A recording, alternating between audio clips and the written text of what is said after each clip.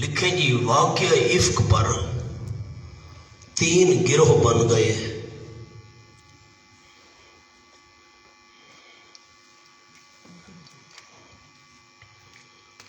Number 1 منافقین، تہمت لگانے والے۔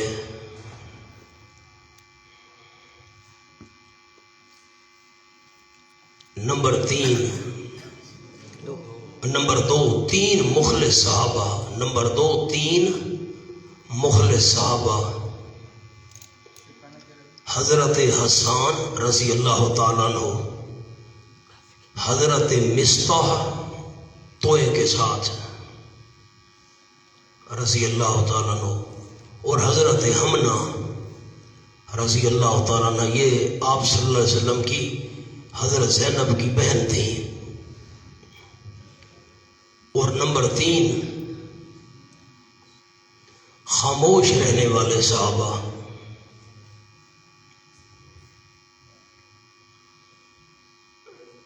ان تینوں کا ذکر آئے گا۔ ایک نوٹ لکھیں، نوٹ۔ بہت سے صحابہ نے زور شور سے اس کی تردید کی، ان کا ذکر نہیں ہے۔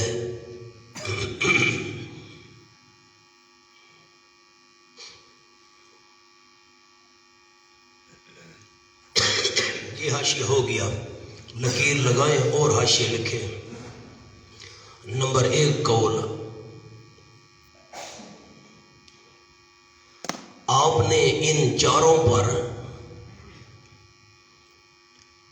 حد قذف لگائی۔ چوتھا بندہ عرض کروں گا عبداللہ ابن ابی، وہ بات آئے گی۔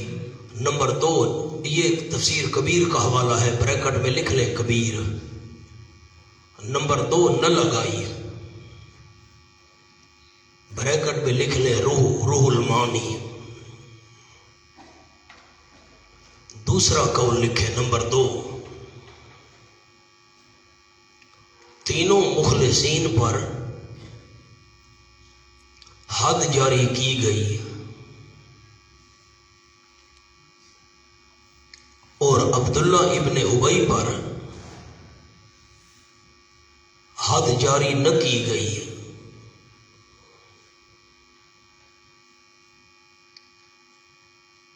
کیونکہ یہ چالاک تھا،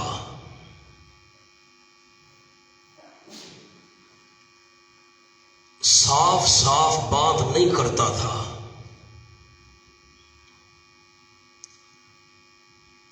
اس لیے بچ گیا۔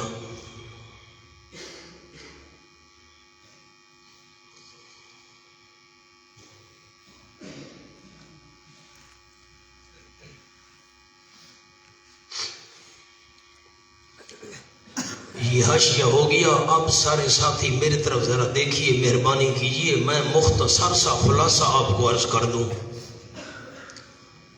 آپ صلی اللہ علیہ وسلم کی عادت مبارکہ تھی، جب جہاد کے سفر میں جانا ہوتا تھا تو بیویوں کے درمیان قرعہ اندازی کرتے تھے، جس کا نام نکلتا اسے ساتھ لے جایا کرتے تھے۔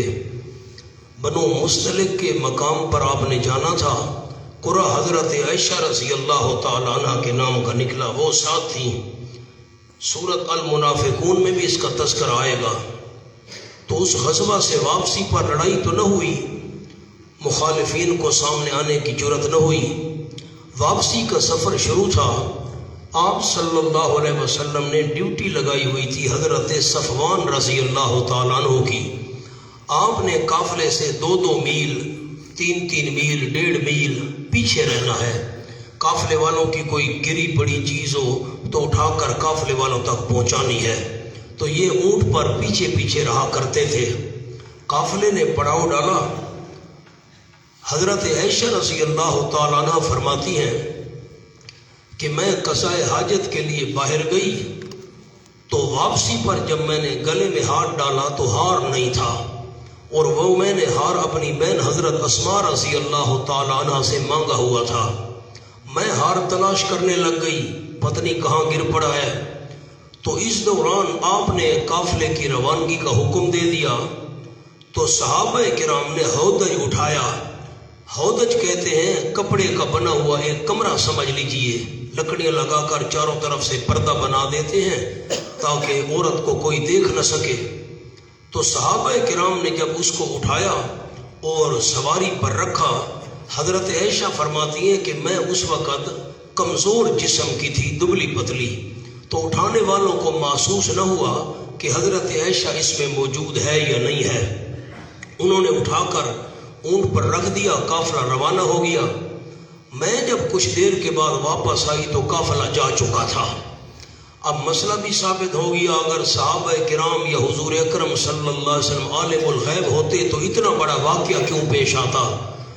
کپڑے کا پردہ ہے، اندر حضرت عائشہ نہیں ہے، پتہ کسی کو نہیں ہے۔ خیر، فرماتی میں آئی، قافلہ تو نہیں تھا، تو میں ایک درخت کے ساتھ ٹیک لگا کر لیٹ گئی، مجھے نیند آ گئی۔ تو مجھے یہ تو اندازہ تھا کہ جب قافلہ وہاں رکے گا اور دیکھیں گے حضرت عائشہ تو نہیں ہے تو آپ صلی اللہ علیہ وسلم حکم دیں گے بھئی جاؤ لے آؤ، تلاش کرو وغیرہ وغیرہ۔ اس دوران حضرت صفوان رضی اللہ تعالیٰ عنہ بھی آ پہنچے۔ انہوں نے دیکھا کہ کوئی عورت لیٹی ہوئی ہے تو انہوں نے پردہ کا حکم نازل ہونے سے پہلے حضرت عائشہ کو دیکھا ہوا تھا۔ نظر پڑی، اتفاقاً تو پہچان گئے بھئی یہ تو حضرت عائشہ ہیں رضی اللہ تعالیٰ عنہ۔ انہوں نے زور سے کہا انا للہ و انا الیہ راجعون۔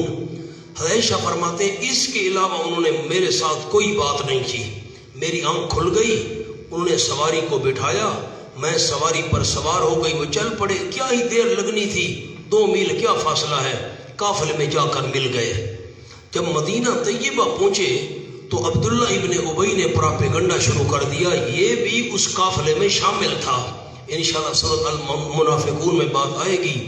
اس نے 2 بڑی غلط باتیں کی تھیں، ہمیں مدینہ طیبہ واپس جانے دو، معاذ اللہ ہم ان ذلیلوں کو نکال دیں گے، اور انصاریوں کو کہا تھا مہاجرین کو چندہ دینا بند کر دو، خود بھوکے ہو کر مکہ مکرمہ بھاگ جائیں گے۔ یہ باتیں وہاں آئیں گی انشاءاللہ۔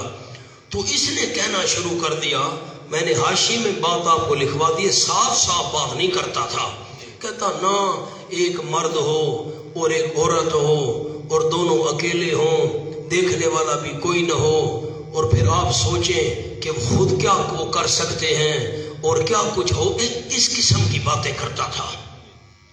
حضرت عائشہ رضی اللہ تعالیٰ عنہ بیان کرتی ہیں کہ آپ صلی اللہ علیہ وسلم جب گھر میں تشریف لاتے تھے تو آپ کا رویہ وہ نہیں ہوتا تھا جو پہلے میرے ساتھ ہوا کرتا تھا۔ تو میں پریشان تو خیر ہوئی، تو ایک دن میں ام مصطح رضی اللہ تعالی عنہ، حضرت مصطح یہ بھانجے تھی حضرت ابوبکر صدیق رضی اللہ تعالی عنہ کے، اور ام مصطح یہ بہن تھی حضرت صدیق اکبر کی رضی اللہ تعالی عنہ۔ میں ام مصطح کے ساتھ قضاء حاجت کے لیے جا رہی تھی، ام مصطح کو ٹھوکر لگی تو اس نے کہا ہلاک و مصطح۔ میں نے کہا اماں مصطح بیٹے کو بد دعا کر رہی ہو؟ خیر پھر آگے چلی، پھر اس کو ٹھوکر لگی تو اس نے کہا ہلاک و مصطح۔ میں نے کہا ماں مصطح کو آپ بد دعا دے رہی ہیں بیٹے کو؟ تیسری بار ایسا ہوا، میں نے کہا مصطح کو بد دعا دے رہی ہیں؟ میں نے کہا تجھے پتہ نہیں ہے؟ میں نے کہا کس بات کا؟ تو انہوں نے کہا بھائی تجھ پر تو تہمت لگ چکی ہے، بد عائشہ کا کردار غلط ہے، معاذ اللہ۔ اب میں جو ہے نا ذرا احتیاط سے بات کر رہا ہوں، اور میرا بیٹا مصطح بھی ان میں شامل ہے، وہ بھی پراپیگنڈا کر رہا ہے۔ حضرت عائشہ کہتی ہیں اللہ مجھے تو سب کچھ بھول گیا، واپس آئی مجھے بخار ہو گیا۔ اب مجھے سمجھ آئی کہ حضور کا رویہ میرے ساتھ وہ کیوں نہیں رہا تھا جو پہلے تھا۔ خیر آپ صلی اللہ علیہ وسلم جب میرے پاس تشریف لائے تو میں نے کہا میں اپنے والدین کے گھر جانا چاہتی ہوں۔ آپ نے کہا ٹھیک ہے۔ قریب گھر تھا، میں چلی گئی، وہاں جا کر دیکھا تو والد اور والدہ دونوں تو ہر وقت رونے میں مصروف ہیں، پریشان ہیں۔ میں اور پریشان ہو گئی تو والدہ نے مجھے تسلی بھی دی، عائشہ تو پاک دامن ہے، فکر نہ کر، اللہ کریم کو انتظام کر دے۔ فرماتی میری تو آنسو تھمتے ہی نہیں تھے نا۔ خیر اس دوران مہینہ گزر گیا، پورا مدینہ طیبہ کے اندر گویا کہ ایک بھونچال سا برپا ہے۔ آپ صلی اللہ علیہ وسلم نے میٹنگ بلائی اور فرمایا حضرت عائشہ رضی اللہ تعالیٰ عنہ کے بارے میں آپ کا کیا خیال ہے؟ حضرت علی رضی اللہ تعالیٰ عنہ عرض کرنے لگے حضرت کہ آپ کے لیے کوئی عورتوں کی کمی تو نہیں ہے، اگر آپ کی طبیعت پر بوجھ زیادہ ہے تو آپ طلاق دے دیجئے۔ حضرت عائشہ فرماتے ہیں کہ یہ بات مجھے کبھی نہیں بھولے گی۔ میں سورۃ الاعراف میں انشاءاللہ عرض کروں گا کہ اللہ کریم فرمائے نزعنا ما فی صدورہم من غل، میں اللہ جنتیوں کو جنت داخل کرنے سے پہلے ان کے دل کے اندر کوئی خفگی اور ناراضگی ہوئی تو وہ نکال لوں گا۔ حضرت عائشہ فرماتے ہیں یہ ہمارے بارے میں ہے، حضرت علی نے یہ جملہ ان کو نہیں کہنا چاہیے تھا۔ خیر، آپ صلی اللہ علیہ وسلم نے پوچھا تو عرض کیا گیا حضرت بریرہ کو بلا لیجئے رضی اللہ تعالیٰ عنہ، جو حضرت عائشہ کی لونڈی تھی۔ خیر وہ آ گئی، آپ نے فرمایا بریرہ تو بتا حضرت عائشہ کیسی عورت ہے؟ تو اس نے کہا حضرت عائشہ ایسی عورت ہے کہ اتنی سادی اور بھولی بھالی، آٹا گوندھ کر رکھتی ہے، خیال ہی نہیں رہتا پڑوسیوں کی بکری آ کر کھا جاتی ہے۔ اب غور کیجئے گا حضرت بریرہ کی بات میں کتنا وزن ہے۔ یہ جو گندا کام ہوتا ہے یہ چلاک اور مکار عورتیں کیا کرتی ہیں، وہ تو ایسی سادی ہے آٹے کا پتہ نہیں چلتا۔ تو یہ گویا کہ اشارتاً جواب تھا کہ حضرت عائشہ ایسی عورت نہیں ہو سکتی۔ حضرت عمر رضی اللہ تعالیٰ عنہ سے آپ نے پوچھا کھڑے ہوئے آنسوؤں کی برسات میں حضرت پہلے یہ بتائیے کہ حضرت عائشہ کا آپ کے لیے انتخاب کس نے کیا تھا؟ تو آپ نے انگلی مبارک اٹھائی، یہ آپ کا خاموش جواب تھا کہ اللہ نے کیا ہے۔ تو حضرت عمر کی تلوار نیام سے نکل آئی کہ منافقین کا فیصلہ میری تلوار کرے گی۔ سبحانک ھذا بہتان عظیم، اللہ کو یہ کلمات اتنے پسند آئے کہ اللہ نے قرآن بنا کر نازل کر دیے۔ خیر، آپ صلی اللہ علیہ وسلم طبیعت کو سکون آیا، حضرت عائشہ کے پاس تشریف لائے، خانوادہ صدیقی پر دروازے پر پہنچے، آپ تھے اندر تشریف لائے۔ آپ نے فرمایا ان کنت الممت بذنب فاستغفر اللہ، رواہ البخاری۔ عائشہ انسان ہے، اگر کوئی کمی بیشی ہو بھی گئی ہے اللہ سے معافی مانگ لے۔ عائشہ فرماتی ہیں کہ میری طبیعت میں اتنا غم اور صدمہ تھا کہ مجھے حضرت یعقوب علیہ السلام کا نام بھی بھول گیا۔ میں نے کہا حضرت میں آپ کو وہی جواب دوں گی جو حضرت یوسف علیہ السلام کے والد نے جواب دیا تھا، فصبر جمیل واللہ المستعان علی ما تصفون۔ فرماتی ہے میں روتی اندر چلی گئی، سجدہ ریز ہو گئی اور میں نے اللہ کے سامنے التجا شروع کر دی، اللہ اگر تو میری صفائیاں نہ دے تو اور میری گوائیاں کون دے گا؟ تجھے پتہ تو ہے میں پاک دامن ہوں۔ آپ صلی اللہ علیہ وسلم پر وحی کا نزول شروع ہو گیا تو اب سارے پریشان تھے، حضرت بکر صدیق، ان کی اہلیہ حضرت عائشہ پر پتہ نہیں کیا جواب آتا ہے۔ حضرت عائشہ فرماتی مجھے یہ امید نہیں تھی کہ میرے حق میں قرآن نازل ہوگا، خیال تھا کہ اے اللہ آپ کے دل میں یہ بات ڈال دے گا، اللہ بتا دے گا بھئی حضرت عائشہ پاک دامن ہے۔ تو خیر جب آپ صلی اللہ علیہ وسلم پر وحی نازل ہوتی تھی تو بڑا بوجھ ہوتا تھا، آپ کی پیشانی پر پسینے کے قطرے نمودار ہوئے جیسے وحی کا سیکل ہوتا تھا بوجھ۔ اور جب وحی ختم ہوئی تو آپ نے فرمایا عائشہ مبارک ہو، اللہ نے تیری برات قرآن میں نازل کر دی ہے۔ تو والدہ نے کہا عائشہ اٹھ حضرت کا شکریہ ادا کر۔ تو میں نے کہا میں اس کا شکریہ ادا کروں گی نا جس نے یہ میری برات کے لیے آیات نازل کی ہیں۔ آپ کی زبان پر قرآن کی آیات نازل ہو گئی۔ یہ تو میں نے مختصر آپ کو واقعہ بیان کر دیا۔ اب جو آیات کو سمجھنے کے لیے حاشیہ میں نے لکھوایا ہے تو 3 گروہ بن گئے تھے۔ ایک گروہ تھا منافقین کا جو تہمت لگانے والے تھے، اور دوسرے 3 مخلص صحابہ تھے جو اپنی سادگی کی وجہ سے منافقین کے پراپیگنڈے کا شکار ہو کر کہنے لگے حضرت عائشہ پاک دامن نہیں۔ حضرت حسان جن کے شعر مشہور ہیں رضی اللہ تعالیٰ عنہ، حضرت مصع جو بھانجے تھے حضرت بکر صدیق رضی اللہ تعالیٰ عنہ کے، اور بی بی حمنہ رضی اللہ تعالیٰ عنہ، یہ سالی تھی آپ صلی اللہ علیہ وسلم کی، حضرت زینب کی بہن تھی۔ اور تیسرے صحابہ کرام تھے خاموش رہنے والے، بھئی ہم اس معاملے میں لب کشائی نہیں کرتے، اللہ بہتر جانتا ہے۔ ان تینوں کا ذکر اگلی آیات میں آ رہا ہے، اور جن صحابہ نے زور شور سے تردید کی ان کا ذکر یہاں نہیں ہے۔ اب یہ 3 گروہ آپ نے ذہن میں رکھنے ہیں، منافقین، تہمت لگانے والے، مخلصین، کتنے صحابہ؟ 2 مرد 1 عورت، اور نمبر 3 خاموش رہنے والے۔ یہ آپ نے عنوان ذہن میں رکھنا ہے، آیات پر فٹ کرنی ہے یہ بات۔ بسم اللہ الرحمن الرحیم۔ ان الذین جاؤ بالافک، یقیناً وہ لوگ جو لے آئے جھوٹ۔ افک کے نیچے لکھنا ہے تسلی نمبر 1۔ پہلی تسلی اللہ نے دی، میرے محبوب یہ جھوٹ ہے، جھوٹ ہے، جھوٹ ہے، سچ نہیں ہے۔ ایک تسلی بالافک، یہ جھوٹ ہے، یقیناً جو لوگ لائے ہیں یہ طوفان۔ شاہ عبد القادر صاحب رحمۃ اللہ نے مانا کیا افک طوفان، جھوٹ۔ اچھا، اب ان الذین جاؤ کے نیچے لکھنا ہے منافقین و مخلصین۔ منافقین و مخلصین دونوں گروہوں کا ذکر آ گیا۔ یقیناً جو لوگ لائے ہیں جھوٹ، پہلی تسلی عصبۃ منکم، عصبۃ پر لکھنا ہے تسلی نمبر 2، لا تحسبوہ پر لکھنا ہے تسلی نمبر 3۔ یقیناً جو لوگ لائے ہیں جھوٹ، عصبۃ منکم، یہ چھوٹا سا گروہ ہے تم میں سے چھوٹا سا گروہ ہے۔ عبداللہ ابن ابی تو بالذات اس میں شامل تھا ذاتی طور پر، اور باقی جو 3 مخلص تھے یہ بالطبع اس میں شامل ہو گئے۔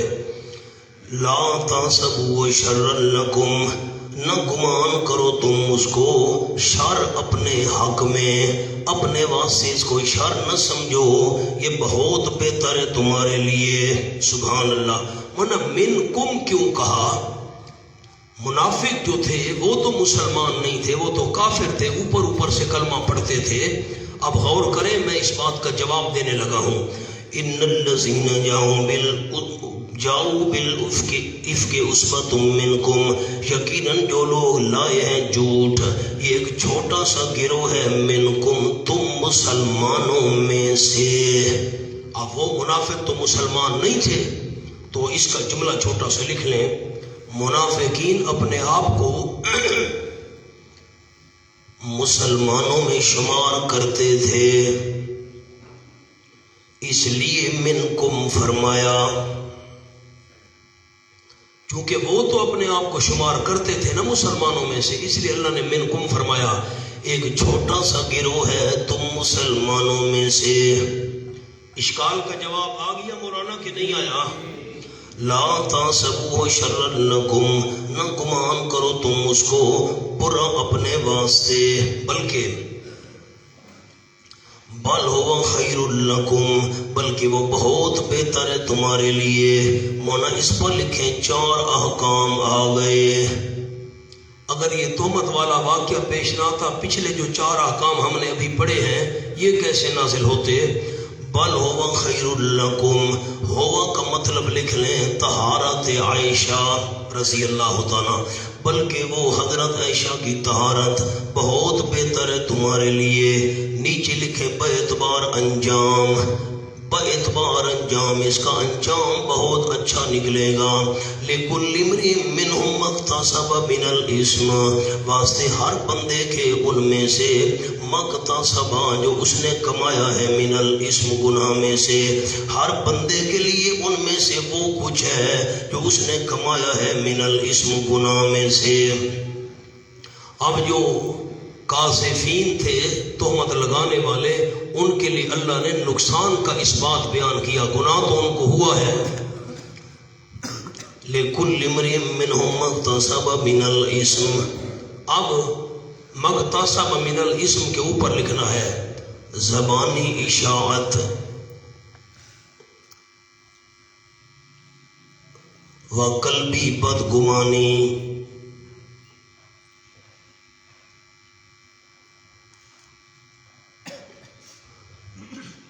تین صحابہ ان کو بھی گناہ ہوا ہے، تھے مخلص لیکن منافقین کے تابع ہو کر انہوں نے بھی اشاعت شروع کر دی تھی۔ زبانی اشاعت طبعاً، تابع ہو کر انہوں نے منافقین کے پراپیگنڈا شروع کر دیا تھا۔ دل میں اگر بدگمانی آئی تھی، پراپیگنڈا شروع کر دیا تھا، گناہ تو ہوا ہے۔ والذی تولی کبرہ، اور وہ بندہ جس نے اٹھایا کبرہ، اپنے بڑے بوجھ کو، بڑے بوجھ کو، اس کے نیچے لکھیں ابن ابی۔ عبداللہ ابن ابی مراد ہے، منہم ان میں سے جس نے بڑے بوجھ کو اٹھایا اس کے لیے عذاب النظیم، عذاب ہوگا بہت بڑا۔ ابن ابی کے لیے تو بڑا عذاب ہوگا۔ مولانا میں نے آپ کو حاشیہ یہ بھی لکھوا دیا ہے، علماء کرام کا اختلاف ہے اس میں۔ امام رازی رحمۃ اللہ علیہ فرماتے ہیں کہ چاروں پر حد قذف لگائی گئی، عبداللہ ابن ابی پر، حضرت حسان پر، حضرت مصطح پر، حضرت حمنہ پر، ان کو کوڑے لگائے گئے۔ آپ نے بھی کوڑوں والی آیت پڑھی ہے، والذین یرمون المحصنات ثم لم یاتوا باربعۃ شہداء، 80 کوڑے ان کو مارو۔ اور دوسرا قول یہ ہے کہ ان پر حد جاری نہ کی گئی۔ ایک اور قول اور بھی آپ کو لکھوا دیا، ان تینوں مخلصین پر حد جاری کی گئی، لیکن عبداللہ ابن ابی بچ گیا کیونکہ وہ چلاک تھا، صاف بات نہیں کرتا تھا۔ جیسے میں نے ابھی آپ کو بتا دیا کہ مرد اور عورت اکیلے ہوں، کوئی دیکھنے والا نہ ہو، تو پھر آپ خود سوچیں کہ کیا معاملہ پیش آ سکتا ہے، اس قسم کی باتیں کرتا تھا، اس لیے یہ بچ گیا۔ اختلاف ہے علماء کا، میں نے آپ کو لکھوا دیا۔ واللہ عالم بالصواب۔ لولا اذ سمعتموه ظن المؤمنون والمؤمنات بانفسهم خیرا، زجر لکھے جی، زجر نمبر 3 گروہ کے لیے۔ اب آپ نے بتانا ہے تیسرا گروہ کون سا تھا؟ خاموش رہنے والے، یہ ان کے اوپر اللہ نے زجر کی ہے۔ لولا کیوں نہیں، اس سمے تم ہو جب تم نے سنا تھا اس واقعے کو، لولا ظن المؤمنون، یوں عبارت تھی، لولا ظن المؤمنون، جب تم نے اس واقعے کو سنا تھا کیوں نہیں گمان کیا، تم کیوں نہیں گمان کیا، مومن مردوں نے اور مومن عورتوں نے کیوں گمان نہیں کیا۔ اب مومنون سے مراد حضرت حسان اور حضرت مصطح، اور مومنات بی بی حمنہ، کیوں نہیں گمان کیا مومن مردوں نے اور مومن عورتوں نے، میں بھول گیا بھائی، نہ خیال کرنا، یہ تو خاموش رہنے والوں کا ذکر ہے، ان کا نہیں ہے، خیال کرنا۔ جب تم نے واقعہ وہ سنا تھا کیوں نہیں گمان کیا مومن مردوں نے اور مومن عورتوں نے، بِأَنفُسِهِمْ خَيْرًا، ساتھ اپنے لوگوں کے بھلائی کا۔ بِأَنفُسِهِمْ کا معنی لکھیں اپنے لوگوں۔ جب تم نے وہ واقعہ سنا تھا کیوں نہیں گمان کیا مومن مردوں اور مومن عورتوں نے، بِأَنفُسِهِمْ اپنے لوگوں کے ساتھ، خیرن بھلائی کا، وَقَالُوا کیوں نہیں کہا، لولا اس کے ساتھ بھی لگے گا، لولا کیوں نہیں کہا، کالو پر لکھے زبان سے، کیوں نہیں زبان سے کہا، ھذا افک مبین، یہ جھوٹ ہے کھلم کھلا، چپ کیوں رہے ہو، تم نے بہتر گمان کیوں نہیں کیا دل میں، چپ کیوں رہے ہو۔ یہ زجر کس پر ہو رہی ہے، کون سے گروہ پر؟ نمبر 3 گروہ پر، خاموش رہنے والوں پر۔ جب تم نے یہ واقعہ سنا تھا تم نے اچھا گمان کیوں نہیں کیا، کیوں تم نے زبان سے نہیں کہا یہ جھوٹ ہے۔ لولا جاؤ علیہ باربعۃ شہداء، پھر زجر ہے مولانا، زجر نمبر 3 گروہ پر۔ کون سا گروہ؟ خاموش رہنے والے، کیوں نہیں لے آئے وہ اس پر 4 گواہ، فَإِذْ لَمْ يَأْتُوا، عام مسلمانوں پر بھی زجر ہے اور خاص طور پر خاموش رہنے والوں پر۔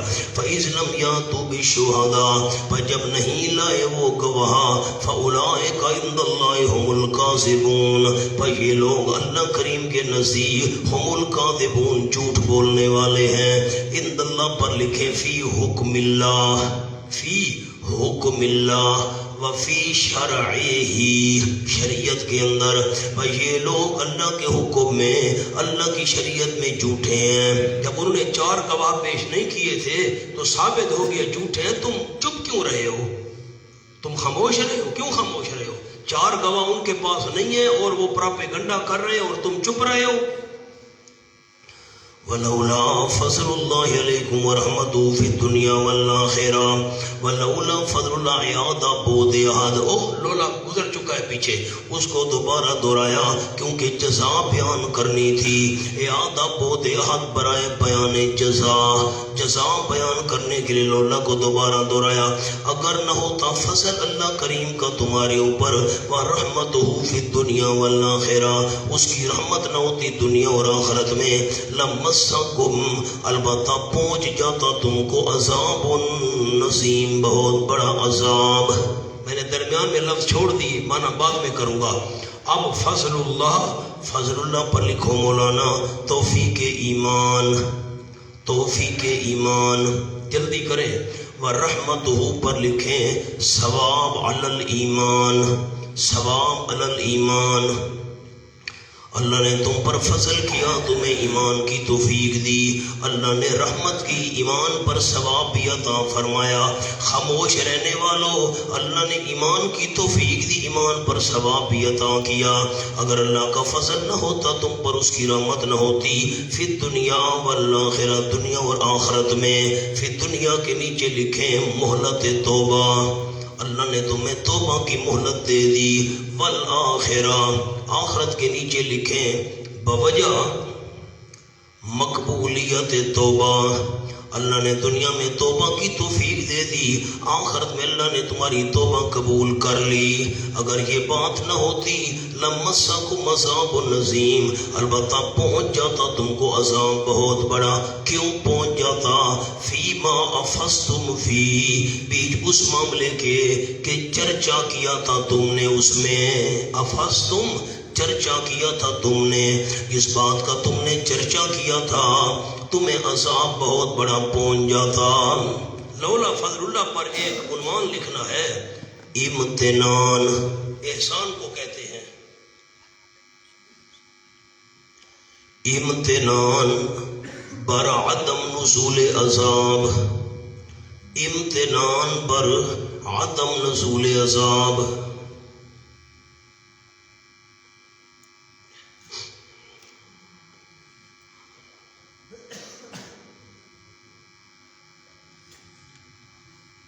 اب مونا اس کے سامنے جملہ لکھنا ہے، لولا فضل اللہ کے سامنے. یہ خطاب پہلے دو گروہ سے ہے.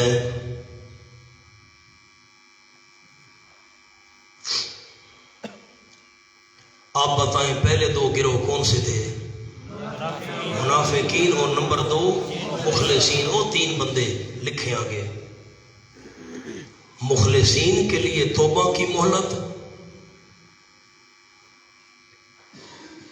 اور ابن ابی کے لیے وقتی فائدہ کہ دنیا میں بچ گیا.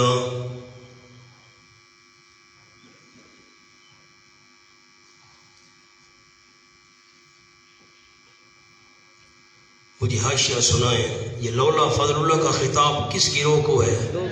پہلے دو گروہ، منافقین، پراپیگنڈا کرنے والے، مخلصین، تین بندے. اچھا پھر اللہ کا احسان کیسے ہوا ان پر؟ مخلصین پر کیسے احسان ہے؟ اللہ کریم نے توبہ کی مہلت دے دی. ابن ابی کے لیے کیسے فائدہ ہوا؟ وقتی عذاب سے بچ گیا، وقتی فائدہ اس کو مل گیا، دنیا میں بچ گیا. استلقونہ بألسنتکم، زجر پر گروہ نمبر دو. زجر پر کون سے؟ کون سے؟ مخلصین، سادگی کی وجہ سے جو شامل ہو گئے تھے. استلقونہ بألسنتکم، جب لے رہے تھے تم اس کو اپنی زبانوں کے ساتھ، حاصل کر رہے تھے اس واقعے کو اپنی زبانوں کے ساتھ، یعنی چرچا کر رہے تھے. پکڑنے سے مراد، لینے سے مراد، حاصل کرنے سے مراد چرچا کرنا. اب مانا چرچے والا کرتا ہوں، جب چرچا کر رہے تھے تم اس واقعے کو اپنی زبانوں کے ساتھ. وَتَقُولُونَ، کہہ رہے تھے بِأَفْوَاهِكُمْ، اپنے منہ کے ساتھ، مَا لَيْسَ لَكُمْ بِهِ عِلْمٌ، وہ جو نہیں تھی تمہارے لیے اس کے متعلق علم، کوئی یقینی خبر، کوئی تحقیقی خبر، کوئی تحقیقی دلیل، کوئی تحقیقی دلیل نہیں تھی. تم منہ سے کہہ رہے تھے وَتَحْسَبُونَهُ هَيِّنًا، اور تم خیال کر رہے تھے اس کو معمولی. ہینن، یہ تو معمولی چیز ہے، پراپیگنڈا کر رہے تو کیا حرج ہے. ہینن کے اوپر لکھو غیر موجب گناہ. موجب اوجب یوجب ایجابن، موجب غیر موجب گناہ. ہم یہ جو چرچا کر رہے ہیں کوئی گناہ واجب نہیں ہوگا, کوئی پکڑ دھکڑ نہیں ہوگی. وَهُوَ عِندَ اللَّهِ عظیم, حالانکہ وہ اللہ کریم کے نزدیک بہت بڑی بات تھی. عظیم پر لکھے موجب گناہ. موجب گناہ اللہ کے نزدیک تو وہ گناہ کو واجب کرنے والی. تم نے اس چرچے کو معمولی سمجھا, پراپیگنڈے کو. وَلَوْلَا اِس سَمِعْتُمُوهُ, اس پر لکھے زجر بر گروہ نمبر 2. زجر بر گروہ نمبر 2, یہ بھی وہ یہ مخلصین سادہ. وَلَوْلَا اِس سَمِعْتُمُوهُ, کیوں نہیں جب سنا تھا تم نے اس بات کو, اس واقعے کو سنا تھا. لولا قلتم, کیوں تم نے نہیں کہا, ما یکون لنا, نہیں جائز ہمارے لیے, ان نتکلم بہذا, کہ ہم کلام کریں اس کے متعلق. تمہیں تو یہ کہنا چاہیے تھا, ہم کلام نہیں کرنا چاہتے. بھائی تم نے الٹا پراپیگنڈے کا شکار ہو کر یہ کہنا شروع کر دیا عائشہ پاک دامن نہیں ہے. تم نے کیوں نہیں کہا ما یکون لنا ان نتکلم بہذا, نہیں جائز ہمارے لیے کہ ہم کلام کریں اس کے متعلق. سبحانک ھذا بہتان عظیم, تم نے کیوں نہیں کہا سبحانک ھذا بہتان عظیم, تو پاک ہے اللہ عیوب سے. اوپر لکھے عیوب سے, سامنے جملہ لکھے مولانا, بندوں میں تو عیب ہوتے ہیں, بندوں میں تو عیب ہوتے ہیں, مگر ھذا بہتان عظیم.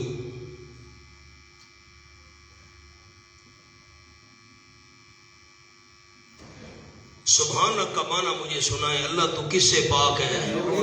عیوب سے پاک ہے. بندوں میں تو عیب ہوا ہی کرتے ہیں, لیکن ھذا بہتان, یہ بہت بڑا بہتان ہے. عائشہ میں یہ عیب نہیں ہے. ایک اور جملہ بھی آپ کو لکھوا دیتا ہوں, سر اٹھائیں میری طرف دیکھ کر سن لیں تو پھر میں جملہ لکھواؤں گا, ایسے نہیں لکھواؤں گا. آپ صلی اللہ علیہ وسلم حضرت عائشہ کی پاک دامنی پوچھ رہے ہیں. حضرت عمر اللہ کی صفائیاں دے رہا ہے. آپ فرماتے ہیں حضرت عائشہ کے بارے میں تیرا کیا خیال ہے؟ عمر کہتے ہیں سبحانک, اللہ عیبوں سے پاک ہے. ورنہ میری طرف دیکھ کر جملہ سن لیں پھر لکھیں گے, ایسے نہیں لطف آئے گا. حضرت عمر کے اس انداز میں بڑا راز ہے. سبحانک, اگر حضرت عائشہ پاک دامن نہ ہوتی, بری عورت ہوتی معاذ اللہ, اب میں صرف بری کا لفظ بھی بڑے دل پر جبر کر کے کہہ رہا ہوں, اور اس سے زیادہ میں کوئی لفظ نہیں بولنا چاہتا. اگر حضرت عائشہ بری عورت ہوتی اور اللہ حضور کے پہلے پوچھا تھا نا, آپ کو بتایا ہے آپ کے لیے انتخاب کس نے کیا, تو آپ نے اللہ نے انتخاب کیا ہے. حضرت عمر نے کہا سبحانک, اگر حضرت عائشہ بری عورت ہوتی اور اللہ آپ کے نکاح میں لے آتا, یہ تو عیب ہے کہ بری عورت اللہ نبی کے بستر پر لے آیا, بری عورت اللہ نبی کے نکاح میں لے آیا. اللہ ہر قسم کے عیبوں سے پاک ہے. جب اللہ ہر قسم کے عیبوں سے پاک ہے, بری عورت کو حضور کے نکاح میں لے آنا عیب تھا, اللہ عیبوں سے پاک ہے, تو معلوم ہو حضرت عائشہ رضی اللہ تعالیٰ پاک دامن ہے. حضرت عائشہ بھی عیبوں سے پاک ہے, ورنہ اللہ نبی کے نکاح میں نہ لے آتا. اب لکھیں, کسی غلط عورت کو آپ کے نکاح میں لے آنا عیب ہے. اب میں نے غلط کے الفاظ لکھوائے ہیں بس بڑے محتاط انداز میں. غلط عورت کو آپ کے نکاح میں لے آنا عیب ہے. سبحانک,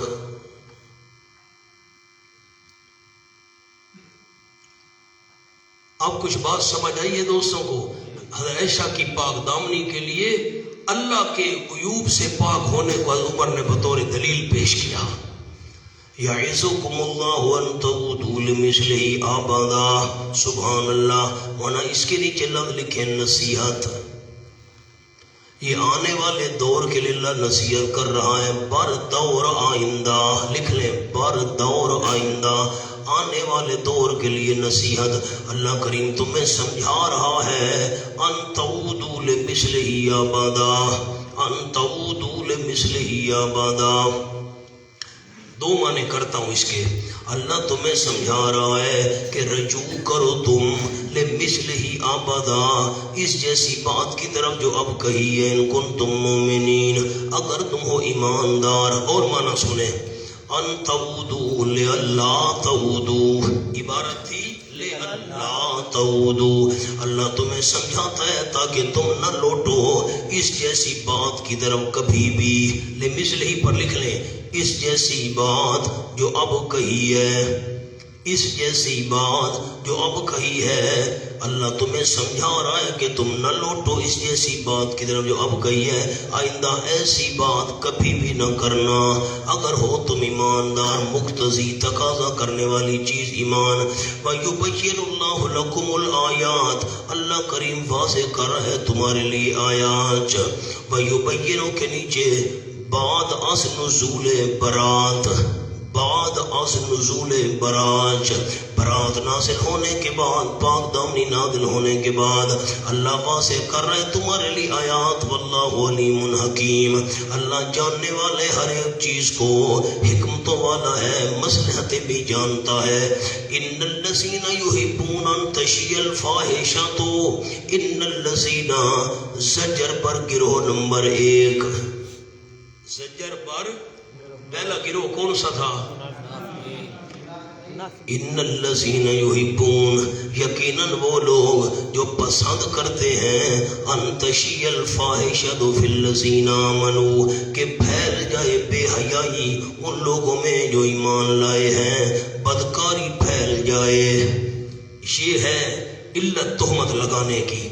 اس کا جملہ عرض کرتا ہوں، ان الذین یحبون ان تشیع الفاحشہ، ان تشیع الفاحشہ کے نیچے تہمت لگانے کی علت، تہمت لگانے کی علت.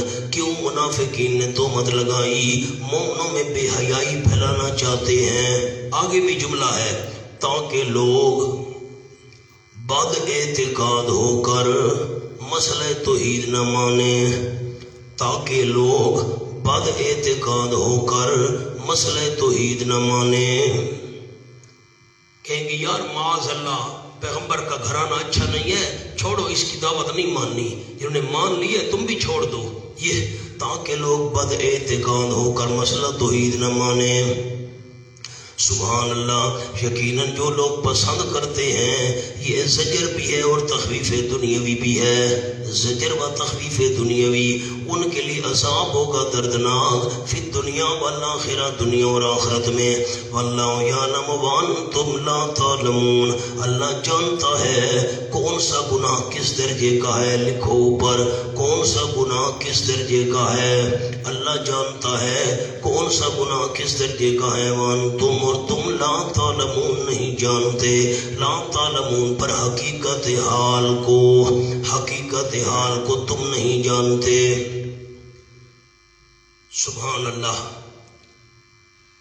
میں نے جمعہ پڑھایا، جمعے پر میں نے یہ آیت بیان کی. میرے خیال ہے کم از کم ہو گئے ہوں گے وہ 15-16 سال، اس سے بھی زیادہ. بیان کے بعد جب میں کمرے میں گیا تو میں نے بیان میں یہ کہا، جو لوگ یہ پسند کرتے ہیں کہ مومنوں میں بے حیائی پھیل جائے، ان کے لیے دنیا میں بھی دردناک عذاب ہے، آخرت میں بھی دردناک عذاب ہے. تو میں نے کہا یہ جو فلموں والی سیڈیاں لوگ بیچتے ہیں، اس وقت گول سیڈیوں کا رواج تھا، اب تو کارڈ آ گئے، یہ کارڈ نہیں آئے تھے اس زمانے میں. تو بے حیائی پھیلا رہے ہیں، یہ سینما گھر ہیں وغیرہ وغیرہ. تو ان کے لیے دنیا میں بھی اور آخرت میں بھی دردناک عذاب. مونا ماننے والے بندے یوں ہوا کرتے ہیں. ایک نوجوان میرے پاس آ کر کمرے میں بیٹھ گیا. انہوں نے کہا حضرت میں تو بڑا پریشان ہو گیا ہوں، میں میاں والی کے مین بازار میں سیڈیاں بیچتا ہوں فلموں والی. تو یہ تو اب میں کیا کروں؟ اب یوں ہے کہ میں ان سیڈیوں کو جا کر ابھی بیچوں گا نہیں، میں ان کو توڑوں گا. اگر میں بیچ دوں تو پھر بھی میرا حصہ شامل رہے گا. فلموں والی دوسروں کو بیچ دوں، دکاندار کو، بھائی تم آگے بیچنا اور میں اس سے پیسے لے لوں نا، میں توڑوں گا. آپ ابھی میرے لیے دعا کریں، اللہ مجھے کسی رزق حلال کی توفیق عطا فرمائے. خیر میں نے اسی کمرے میں، اسی محفل میں اس کے لیے دعا کی. تو تھوڑی ہی مدت گزری تھی، مہینہ ہوگا 2 ہوں گے، پرانی بات ہے. تو اس نے مجھے فون کیا، آپ کہاں ہیں؟ تو میں نے کہا کیوں جی حکم؟ نے کہا جب آپ کا اڈے کی طرف گزر ہو نا، میں نے موبائلوں کی دکان بنائی ہے، تو اللہ کریم بڑا مجھ پر راضی ہو گیا، میں نے جا کر سیڑھیاں فلموں والی توڑ دی تھی، اور میں نے، آپ نے بھی دعا کی تھی، میں نے بھی اللہ سے دعا، اللہ کو حلال کی روزی دے دے، بڑی دکان مجھے مل گئی ہے کرائے پر، بہترین جگہ، اور میں نے موبائل لے کر بیچنے شروع کر دیے ہیں، اللہ مجھے بہت کچھ دے رہا ہے، آپ میری دکان پر تشریف لائیں۔ پھر ہمارا موقع بنا، ہم دکان پر گئے، اس کے لیے دعا کی، ورنہ یہ ہوتا ہے ایمان، آیا سنی فوراً عمل کرنے کے لیے تیار ہو گیا۔ ہمارے اوپر سے قرآن اوپر سے گزر جاتا ہے۔ وَلَوْلَا فَضْلُ اللَّهِ عَلَيْكُمْ وَرَحْمَتُهُ، اور نہ ہوتا فضل اللہ کریم پر تم پر، فضل اللہ اس پر لکھیں اے تائبو، توبہ سے توبہ کرنے والو، اے تائبو منت بر تائبین، منت بر تائبین، توبہ کرنے والوں پر اللہ احسان جتلا رہا ہے۔ فضل اللہ کے نیچے لفظ لکھنے ہیں بوجہ توفیق توبہ، بوجہ توفیق توبہ، اگر نہ ہوتا فضل اللہ کریم کا تم پر، ورحمتہ، اور اس کی رحمت، رحمت کے نیچے لکھیں قبولیت توبہ، اللہ نے توبہ کی توفیق دی، اس کا فضل ہے، اللہ نے توبہ قبول کی، اس کی رحمت ہے۔ وَأَنَّ اللَّهَ رَءُوفٌ الرَّحِيمٌ، اور یقیناً اللہ کریم نرمی کرنے والا ہے، رحم کرنے والا ہے، بوجہ قبول توبہ۔ جزا آگے آ رہی ہے، آپ کو بتا دیا تھا اس لولا کی، اگلے لولا کی جزا ایک ہے۔ یا ایھا الذین آمنوا، نصیحت برائے مومنین، تو اس پہلے لولا کی جزا کون سی بنے گی؟ اگر نہ ہوتا فضل اللہ کریم کا تم پر اور اس کی رحمت، تو پھر نیچے دیکھ لیں ما سقا منکم من احد ابدا، یہ جزا ہے، ما سقا منکم من احد ابدا، دونوں لولا کی جزا ایک ہے۔ اللہ کا فضل اس کی رحمت نہ ہوتی، کوئی بندہ تم میں سے سنور نہ سکتا، کوئی گناہوں سے پاک نہ ہو سکتا۔ یا ایھا الذین آمنوا لا تتبعوا خطوات الشیطان، اس کا عنوان نصیحت للمؤمنین، مومنوں کو نصیحت کی، نصیحت للمؤمنین، اے وہ لوگوں جو ایمان لا چکے، مومنو لا تتبعوا خطوات الشیطان، نہ پیچھے چلو شیطان کے قدموں کے، ومن یتبع خطوات الشیطان، ثمرہ اتباع، عنوان ثمرہ اتباع، جو پیچھے چلے گا شیطان کے قدموں کے، فَإِنَّهُ، یقیناً وہ شیطان حکم دیتا ہے بالفحشاء والمنکر، بے حیائی کا اور گناہ کے کاموں کا۔ اب آپ میری طرف دیکھیں گے تو میں انداز عرض کروں گا، میں انتظار نہیں کروں گا آپ کا، یہ میرا اگلا پاؤں ہے، یہ میرا پچھلا پاؤں ہے۔ ہمارے استاد شیخ الصرف برنا حضرت مولانا علامہ صاحب نے ہمیں سمجھایا، زیدہ مجدہ، یہ میرا اگلا پاؤں ہے، اور یہ پاؤں کی انگلیاں ہیں، اور یہ ایڑی ہے میری اگلے پاؤں کی، یہ میرا پچھلا پاؤں ہے، یہ پاؤں کی انگلیاں ہیں، اور یہ ایڑی ہے۔ استاد علامہ صاحب زیدہ مجدہ نے فرمایا اگلے پاؤں کی انگلیاں اور پچھلے پاؤں کی ایڑی، اس کو خط نہیں کہتے، یہ فاصلہ زیادہ ہے۔ اگلے پاؤں کی ایڑی اور پچھلے پاؤں کی انگلیاں، یہ بندہ جب قدم رکھتا ہے زمین پر، یہ جو درمیان میں فاصلہ ہے نا چاندی، اس کو کہتے ہیں خط، اس کی جمع خطوات، یعنی گویا کہ یہ چند انگلیوں کا فاصلہ بنتا ہے، 4-5 انگلی، یہ میں نے اگلا پاؤں زمین پر رکھا، پچھلا رکھا۔ اب یوں تو ہم نہیں رکھتے نا کہ اگلا پاؤں ادھر اور دوسرا ادھر، نہیں ہوتا، ایسے ہوتا ہے، چند انچوں کا فاصلہ ہوتا ہے۔ یہ اللہ نے فرمایا لا تتبعوا خطوات الشیطان، یہ جو فاصلہ ہے چند انگلیوں کے برابر، اتنا بھی شیطان کے پیچھے نہ چلو۔ اب مولانا اس کا ربط کیا ہے قصے کے ساتھ اس آیت کا؟ یا ایھا الذین آمنوا، جن کو شوق ہے وہ ربط لکھ لیں، مؤمنین کو نصیحت، مؤمنین کو نصیحت، میں انتظار نہیں کروں گا، نہ آپ سے پوچھوں گا، مومنین کو نصیحت کہ زوج رسول پر تہمت لگانا شیطان کی اتباع ہے۔ مومنین کو نصیحت کہ زوج رسول پر تہمت لگانا شیطان کی اتباع ہے۔ یہ ربط لگ گیا ہے، شیطان کے پیچھے نہ چلو۔ ولولا فضل اللہ علیکم ورحمتہ، اگر نہ ہوتا فضل اللہ کریم کا تم پر، لولا کو دوبارہ دہرایا اعادہ بو دیہات کیونکہ جزا بیان کرنی تھی، نہ ہوتا فضل اللہ کریم کا تم پر، لولا فضل اللہ کا جملہ اس سورت کا نزول، فضل اللہ سے مراد اس سورت کا نزول، اگر سورت کا نزول نہ ہوتا تم پر، ورحمتہ اور اس کی رحمت، اور اس کی رحمت، اس کی رحمت نہ ہوتی، ما زکا منکم من احد ابدا، رحمتہ بعفت اللہ ایاکم، اللہ نے تمہیں پاک دامن بنایا، رحمتہ کے نیچے لکھے پاک دامن بنانا، اللہ نے تمہیں پاک دامن بنایا، سورت نازل کی، اگر اللہ کا فضل اس کی رحمت نہ ہوتی، ما زکا منکم من احد ابدا، اب جزا گئی، نہ سمر سکتا تم میں سے کوئی ایک، کبھی بھی کوئی بھی نہ سمر سکتا، نیچے مولانا حاشیے پر جملہ لکھنا ہے، یعنی گناہوں سے پاک نہ ہو سکتا، اللہ کا فضل نہ ہوتا، اس کی رحمت نہ ہوتی، کوئی بندہ گناہوں سے پاک نہ ہو سکتا، یا توبہ کی توفیق نہ ہوتی، یا توبہ کی توفیق نہ ہوتی، یا توبہ قبول نہ ہوتی، تین مطلب عرض کر دیے۔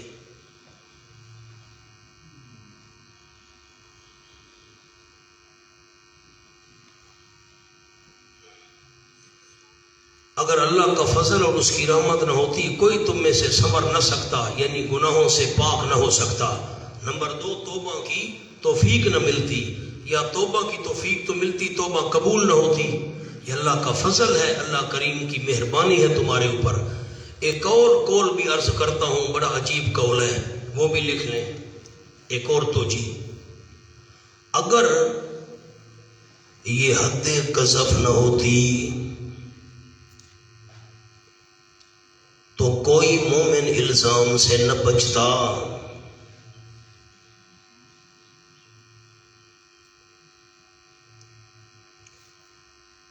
آج ایک پر الزام کل دوسرے پر الزام ہوتا، آج ایک پر الزام کل دوسرے پر الزام ہوتا،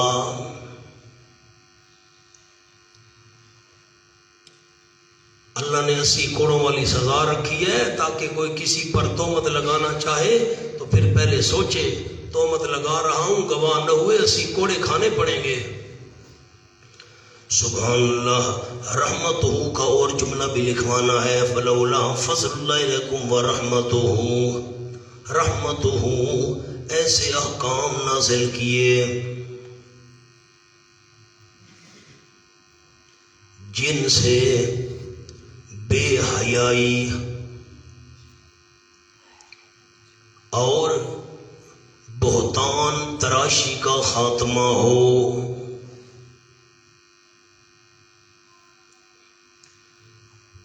ورنہ منافقین کے ہاتھوں کسی کی عزت محفوظ نہ رہتی۔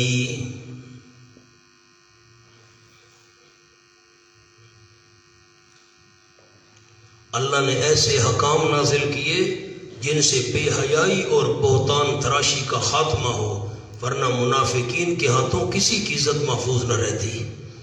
وَلَٰكِنَّ اللَّهَ يُزَكِّي مَن يَشَاءُ، لیکن اللہ کریم سنوار دیتا ہے جس کو خود چاہتا ہے۔ اس کے نیچے لکھیں بوجہ توفیق توبہ، توبہ کی توفیق دے کر سنوار دیتا ہے اللہ۔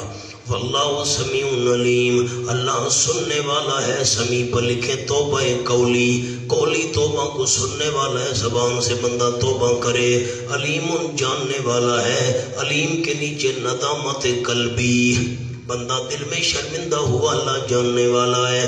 ولا یاتل اولو الفضل منکم والسعہ، نہ قسم اٹھائیں، لا یاتل، بس میری طرف دیکھ لیں، میں آپ کو چھوٹا سا جملہ سنا دوں۔ حضرت صدیق اکبر رضی اللہ تعالی عنہ حضرت مصطح اپنے بھانجے کو خرچہ دیا کرتے تھے، کیونکہ حضرت مصطح غریب آدمی تھا۔ جب حضرت عائشہ رضی اللہ تعالی عنہ کی پاک دامنی نازل ہوئی تو حضرت ابوبکر صدیق نے قسم اٹھا لی، آج کے بعد میں حضرت مصطح کو خرچہ نہیں دوں گا۔ اب حضرت صدیق اکبر نے پہلے دن قسم نہیں اٹھائی، علماء کے لیے جملہ ہے، آپ کی توجہ نہیں ہوگی، میں آپ کو متوجہ نہیں کروں گا، میں انتظار نہیں کر سکتا۔ بعض لوگوں کا کہنا یہ ہے کہ حضرت صدیق اکبر نے عصبیت کی وجہ سے قسم اٹھائی تھی، میری بیٹی پر تہمت لگائی، خرچہ نہیں دیتا۔ اگر اس نیت سے حضرت صدیق اکبر نے خرچہ بند کرنا تھا تو پہلے دن کیوں نہیں کیا؟ جب مہینے کے بعد حضرت عائشہ کی برات کی آیات نازل ہوئیں، پھر حضرت صدیق اکبر نے قسم اٹھائی۔ اس وجہ سے قسم نہیں اٹھائی تھی کہ خرچہ نہیں دوں گا، کہ میری بیٹی کو بدنام کیا ہے، اس وجہ سے قسم اٹھائی تھی کہ زوجہ رسول کو بدنام کیا ہے۔ اب قسم تو اٹھائی تھی، اللہ کہتے ہیں قسم نہ اٹھائیں، اس کا کیا مطلب ہے آیت کا؟ سامنے لکھیں، یعنی قسم کے مقتضا پر عمل نہ کریں۔ قسم جو تقاضا کرتی ہے نا کہ خرچہ بند کر دو، قسم کے تقاضے پر عمل نہ کریں، قسم کے مقتضا پر عمل نہ کریں۔ اب معنی لفظی تو ہے قسم نہ اٹھائیں، لیکن نہ، قسم تو اٹھا لی تھی، یعنی قسم جو تقاضا کر رہی ہے خرچہ بند کرنے والا، وہ اس تقاضے پر عمل نہ کرے، توڑ دیں، بلکہ توڑ دیں۔ اولو الفضل منکم، جو فضل والے ہیں تم میں سے، فضل پر لکھیں بزرگی، دینی بزرگی والے ہیں تم میں سے، وسع، فراخی دنیاوی والے، دولت مند ہیں، سع کمانا فراخی دنیاوی، کس بات سے؟ ایوتو اولی القربا، وہ الفاظ صدیق اکبر کے بارے میں ہیں۔ اللہ نے صدیق اکبر کو فضل والا فرمایا، دولت مند فرمایا۔ لوگ کہتے صدیق اکبر دنیاوی لالچ کے لیے نبی سے چمٹا ہوا تھا، معاذ اللہ، اللہ خود کہہ رہے وہ دولت مند تھے۔ ایوتو اولی القربا، کہ دیں وہ قریبی رشتہ داروں کو، ایک ہی حضرت مصطفیٰ کے حق میں ہے، قریبی رشتہ دار ہے، بانجا ہے، والمساکین، مسکینوں کو دیں، والمہاجرین، اور مہاجرین اللہ کے راستے میں ہجرت کرنے والے۔ قسم کیوں اٹھائی ہے؟ قریبی رشتہ داروں کو نہیں دوں گا، مسکینوں کو نہیں دوں گا، مہاجرین کو نہیں دوں گا، نہ، حضرت مصطفیٰ میں 3 خوبیاں ہیں، قریبی رشتہ دار بھی ہے، مسکین بھی ہے، اور مہاجر بھی ہے۔ وَلْيَعْفُوا وَلْيَصْفَحُوا، چاہیے کہ معاف کر دیں، اس کے نیچے لکھیں دل سے، وَلْيَصْفَحُوا، اور درگزر کر دیں، اس کے نیچے لکھیں زبان سے۔ أَلَا تُحِبُّونَ، ترغیب، کیا تم پسند نہیں کرتے ہو، أَن يَغْفِرَ اللَّهُ لَكُمْ، کہ بخشش فرما دے اللہ تمہارے لیے، تم اپنے قصورواروں کو معاف کرو، اللہ تمہیں معاف کر دے گا۔ واللہ غفور الرحیم، اللہ بخشنے والا مہربان ہے۔ تم بھی تخلق بے اخلاق اللہ کرو، اللہ کریم والی عادات اپنے اندر پیدا کرو، اللہ بخشنے والا ہے، تم ان کو بخشو گے اللہ تمہیں بخشے گا۔ ہائے ہائے، حاشیہ لکھے مولانا، ولا یا تلقا، جو مخلص تہمت میں ملوث ہوئے، بعد از توبہ ان سے حسن سلوک کا حکم،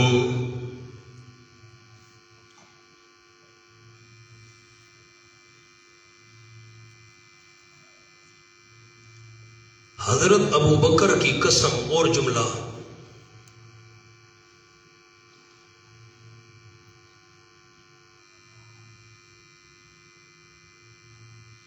عصبیت کی وجہ سے نہیں تھی، ان میں کوئی تعصب تھا نہ، عصبیت کی وجہ سے نہیں تھی، بلکہ اپنا ہو کر مصطفیٰ نے رضی اللہ تعالی، مصطفیٰ نے ام المومنین اور نبوت کو داغدار کرنے کی کوشش کی ہے۔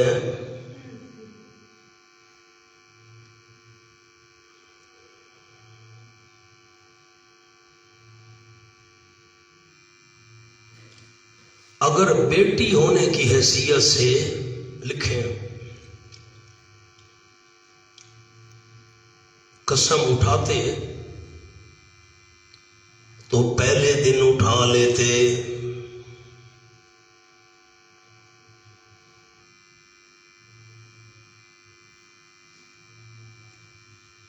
کیا حاشیہ سمجھا ہے دوستوں نے؟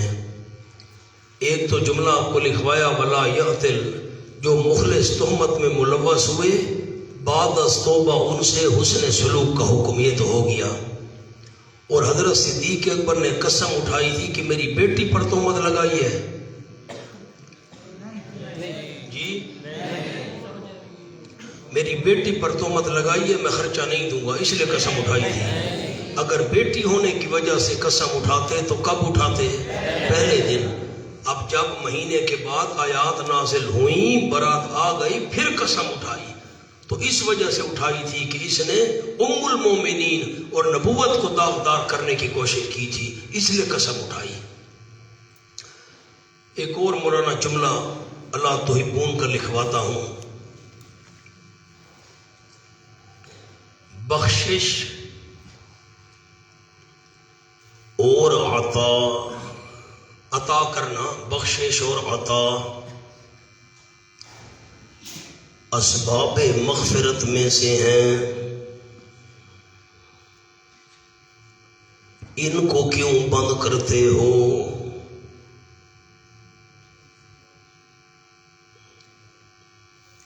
صدقہ جو ہے یہ بخشش کا سبب ہے، کیوں اس کو بند کرتے ہو؟ میں چیز نہیں دوں گا، کیوں نہیں دوں گا؟ کسی کو دینا یہ مغفرت کے اسباب میں سے ہے، مغفرت کے اسباب بند نہ کرو۔ ان الذین یرمون المحصنات الغافلات المؤمنات، اس پر مولانا لکھنا ہے تخویف دنیاوی و اخروی برائے منافقین، جلدی کریں۔ ان الذین یرمون، تخویف دنیاوی و اخروی برائے منافقین، یقیناً وہ لوگ جو تہمت لگاتے ہیں پاک دامن بیویوں پر، اوپر لکھیں ابن ابی وغیرہ پاک دامن بیویوں پر تہمت لگاتے ہیں، الغافلات جو بے خبر ہیں، غافلات کے نیچے ایسے کردار و ارادہ سے بے خبر ہیں، ان پر تہمت لگاتے ہیں، المومنان مومن بیبیوں پر، لعنوا فی الدنیا والآخرہ، وہ لعنت کیے جائیں گے دنیا میں اور آخرت میں، ان کے لیے عذاب ہوگا بہت بڑا۔ یوم تشہد، کب لعنت کیے جائیں گے؟ یوم متعلق لعنوا کے، لکھیں یوم متعلق لعنوا کے۔ حضرت مولانا حسین علی رحمۃ اللہ علیہ فرماتے ہیں یوما، یہ متعلق ہے لعنوا کے، کب لعنت ہوگی ان پر؟ جس روز گواہی دیں گے ان پر، علیہم علی ضرر کے لیے آتا ہے، نقصان کے لیے، جب گواہی دیں گے ان کے خلاف، علیہم پر لکھ لیں خلاف، ان کے خلاف گواہی دیں گے، السنتہم ان کی زبانیں، وایدہم ان کے ہاتھ، اور ان کے ارجلوں پاؤں، بما کانوا یعملون، اس وجہ سے جو وہ عمل کیا کرتے تھے۔ اس کا جملہ لکھ لیں، اوپر لکھ لیں السنتہم ایدی پر، جب منافقین اپنے اقوال و اعمال کا انکار کریں گے، جب منافقین اپنے اقوال و اعمال کا انکار کریں گے تو گواہی دیں گے ان پر ان کی زبانیں اور ہاتھ اور پاؤں، وہ بولنے لگ جائیں گے۔ سورۃ یاسین دیکھیے جی، الیوم نختم علی افواہہم وتکلمنا ایدیہم وتشہد ارجلہم بما کانوا یکسبون۔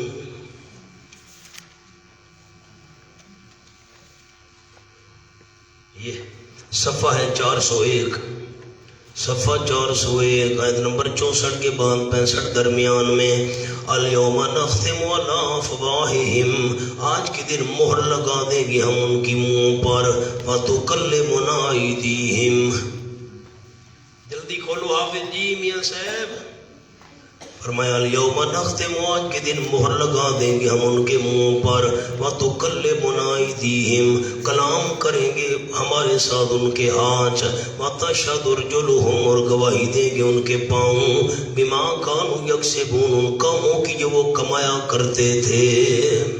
آ جاؤ مولانا۔ فرمایا یومئذ یوفیہم اللہ دینہم الحق، جس روز پورا دے گا اللہ کریم ان کو دینہم، ان کی جزا، دین کے نیچے جزا لکھیں، اللہ ان کو جزا دے گا پوری الحق، واجبی، حق کا معنی لکھے واجبی، ورنہ تھانوی رحمۃ اللہ نے معنی کیا جو جزا ان کے لیے واجب ہوگی پوری اللہ ان کو دے گا۔ وَيَعْلَمُونَ، اور جان لیں گے، ان اللہ هو الحق المبین، یقیناً اللہ کریم وہی کھولنے والا ہے بات کی حقیقت کو۔ الحق المبین کا معنی لکھیں، کھولنے والا بات کی حقیقت کو۔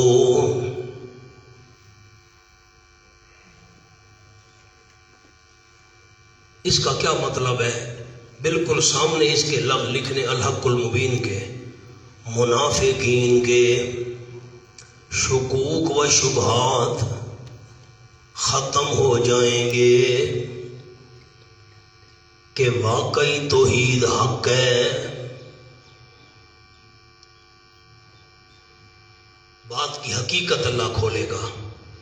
الخبیثات للخبیثین والخبیثون للخبیثات، اس کا عنوان لکھیں، بشارت برائے پارسا مومنین، بشارت برائے پارسا مومنین، جو مومن مرد ہیں، مومن عورتیں ہیں، نیک ہیں، پاک دامن ہیں، ان کے لیے بشارت۔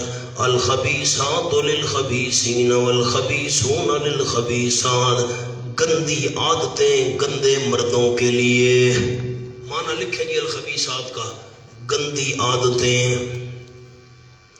گندے مردوں کے لیے، والخبیثون للخبیثات، اور گندے مرد گندی عادتوں کے لیے، والطیبات للطیبین، اچھی عادتیں، الطیبات پر لکھیں اچھی عادتیں۔ یہ بشارت ہے پارسا مومنات کے لیے، وہ بشارت تھی پارسا مومنین کے لیے، اب بشارت پارسا مومنات کے لیے۔ والطیبات، اچھی عادتیں اچھے مردوں کے لیے، والطیبون للطیبات، اور اچھے مرد اچھی عادتوں کے لیے۔ اولئک مبرؤون مما یقولون، یہ وہ لوگ ہیں جو بیزار ہیں ان چیزوں سے، یقولون، جو منافق بک رہے ہیں، جو منافق بکواس کر رہے ہیں، یہ لوگ ان سے پاک ہیں۔ لہم مغفرۃ، ان کے لیے بخشش ہوگی، ورزق کریم، اور روزی ہوگی بڑی عمدہ۔ انہیں ایسے تو آگے نہیں چلتا، میں تو عند اللہ اپنا حق ادا کروں گا، اب جس کے جی میں آئے پائے وہی روشنی، ہم نے تو دل جلا کے سرعام رکھ دیا، ڈیوو گاڑی تو مجھ سے نہیں چلتی، میں آگے بھاگتا جاؤں اور بس، یوں نہیں ہے۔ آپ نے لکھنا اب کچھ نہیں، کان میری طرف لیکن نظر قرآن کی طرف ہو۔ جن کو شوق ہے آگے پڑھانے کا، وہ میں آپ کو بڑے موبائل پر دکھاؤں۔ کل مجھے میسج آیا ہے، میں آ رہا تھا سفر سے، گوجرانوالہ سے آ رہا تھا، کل جمعے کے بعد میں نے کھولا نا تو میسج آ گیا، وہ ساتھی کا نام بھی وہ میں نے میسج محفوظ کیا ہوا ہے۔ اس نے کہا جی میں نے 3 دفعہ آپ سے دورہ تفسیر پڑھا ہے، اور آج کا کہا ہے کہ میں کل سے خود دورہ تفسیر پڑھانے شروع کر رہا ہوں، تو آپ میرے لیے دعا کیجیے۔ پھر میں نے اس کو واپسی پر دعائی کلمات لکھے، میں نے کہا اللہ آپ کو توفیق دے، جیسے آپ نے سیکھا ہے آپ پڑھائیں، اللہ آپ کو توفیق دے۔ میں نے بڑی دعا لکھی ہے اس کے لیے۔ تو ساتھی نے نام بھی لکھا، نام تو میرے ذہن میں نہیں آ رہا، تو اس نے کہا فتح جھنگ آپ آئے تھے ابھی ختم بخاری پر، یہ پچھلے دنوں ملاقات بھی ہوئی تھی، مانسیرا کا وہ ساتھی۔ تو میں ساتھیوں کو کہا کرتا ہوں اگر کوئی دوست 3 دورے مجھ سے مسلسل پڑھ لے لیکن سمجھ کر، تو انشاءاللہ وہ پڑھانے کے قابل ہو جائے گا۔ ایک بھی پڑھے نہ بندہ سمجھ کر، وقت ضائع نہ کرے، لکھائی کرے، یہ چیزیں ہمارے اساتذہ کی میں نے بڑی محنت سے اکٹھی کی ہیں۔ ہاں بس آپ کے لیے دعا کرتا ہوں اللہ آپ تمام احباب کو آگے بیان کی اور آگے پڑھانے کی توفیق عطا فرمائے۔ اب لکھنا کچھ نہیں لیکن دیکھنا قرآن کو ہے، کان میری طرف ہو۔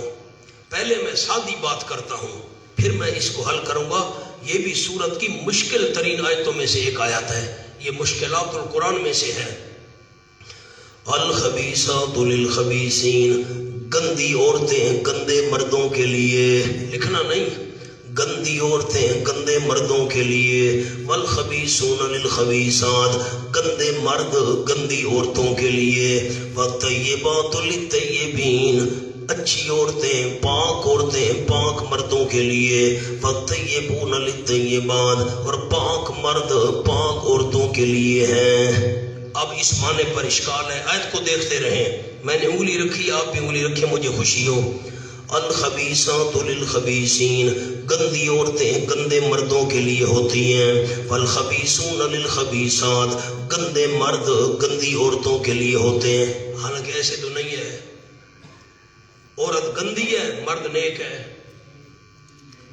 گندی سے مراد بد کردار عورت بد کردار مردوں کے لیے، بد کردار مرد بد کردار عورتوں کے لیے۔ ایسے تو نہیں ہے جیسے ابھی ہم نے صبح اشکال حل کیا تھا الزانیۃ لا ینکح میں، الزانی لا ینکح میں اشکال حل کیا۔ گندی عورتیں گندے مردوں کے لیے ہوتی ہیں، مرد نیک ہے عورت گندی ہے، عورت نیک ہے مرد گندا ہے۔ اشکال سمجھ آیا؟ کیا سمجھ آیا؟ آپ آگے پڑھائیں کہ مجھے سنائیں، آیت کیا کہتی ہے؟ گندی عورتیں کن کے لیے ہوتی ہیں اور گندے مرد کس کے لیے ہوتے ہیں؟ حالانکہ ایسا بے شمار واقعات ہیں، عورت گندی ہے مرد نیک ہے، مرد گندا ہے بدکار ہے برا ہے، بیوی اس کی بڑی پرہیزگار ہے۔ اچھا آگے، وَالطَّيِّبَاتُ لِلطَّيِّبِينَ، پاک عورتیں پاک مردوں کے لیے ہوتی ہیں، حالانکہ پاک عورت ہے مرد اس کا برا ہے گندے کام کرتا ہے۔ وَالطَّيِّبُونَ لِلطَّيِّبَاتِ، اور پاک مرد پاک عورتوں کے لیے ہوتے ہیں، مرد پاک ہے بیوی بری ہے اس کی۔ سادہ معنی سمجھ آ گیا؟ ہاں نہ تو کرے، اشکال سمجھ آ گیا؟ حضرت مولانا حسین علی رحمۃ اللہ فرماتے ہیں مرد اور عورتیں مراد ہی نہیں ہیں، مراد عادتیں ہیں۔ مراد کیا ہے؟ عادتیں ہیں، خیال کرنا۔ اب معنی کرتا ہوں، اشکال حل کریں گے، لکھیں گے بعد میں لکھواؤں گا، آپ نہ لکھیں، پہلے معنی سنیں۔ الخبیثات للخبیثین، گندی عادتیں گندے مردوں کے لیے ہوتی ہیں، جو مرد گندے ہوں ان سے عادتیں بھی گندی ظاہر ہوتی ہیں۔ والخبیثون للخبیثات، اور گندے مرد گندی عادتوں کے لیے ہوتے ہیں، گندی عادتیں ان سے ظاہر ہوتی ہیں۔ والطیبات للطیبین، اور اچھی عادتیں اچھے مردوں کے لیے ہوتی ہیں۔ والطیبون للطیبات، اچھی اور پاکیزہ مرد اچھی عادتوں کے لیے ہوتی ہیں۔ ربط کیا ہے مولانا قصے سے؟ تم نے یہ معنی گندی والا کیا اور اچھی عادتوں والا کیا، قصے کے ساتھ کیا ربط ہے؟ اللہ کی رحمتیں ہمارے اساتذہ پر آمین کہنا، کیا قرآن ہمیں سمجھایا۔ مولانا جملہ سنو، لکھواتا بعد میں آیت کو دیکھو۔ الخبیثات للخبیثین، عبداللہ ابن ابی گندا تھا اس لیے اسے گندی عادت سرزد ہوئی ہے۔ عبداللہ ابن ابی گندا تھا نا اس لیے اسے گندی عادت سرزد ہوئی ہے۔ وَالطَّيِّبَاتُ لِلطَّيِّبِينَ، سبحان اللہ، وَالطَّيِّبَاتُ لِلطَّيِّبِينَ، اچھی عادتیں اچھے مردوں کے لیے۔ وَالطَّيِّبُونَ لِلطَّيِّبَاتِ، اچھے مرد اچھی عادتوں کے لیے۔ حضرت سبان تو طیب تھا، اس سے گندی عادت کیسے سرزد ہو سکتی تھی؟ ربط سمجھ آیا ہے؟ اب لکھیں حاشیہ۔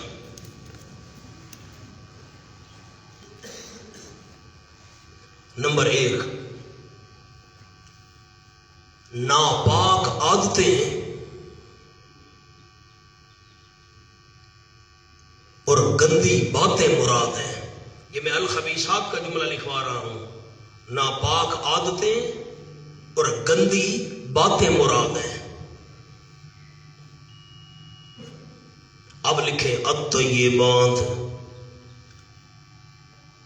پاکیزہ اور نیک عادتیں اور باتیں مراد ہیں۔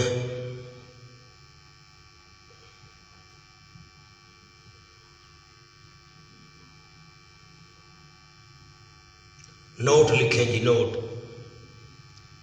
ابن ابی گندا تھا، اس لیے اسے گندی بات اور گندی عادت سرزد ہوئی. اس لیے اسے گندی بات اور گندی عادت سرزد ہوئی.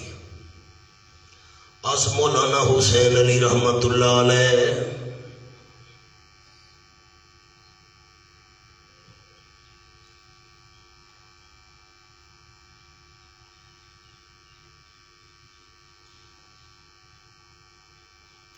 نوٹ. حضرت عائشہ رضی اللہ تعالیٰ عنہ پاکیزہ عورت ہے،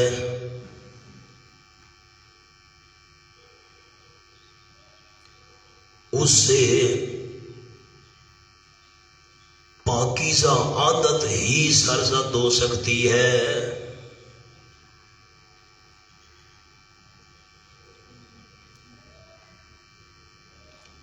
اسی طرح حضرت صفوان رضی اللہ تعالیٰ عنہ پاک باز انسان ہے،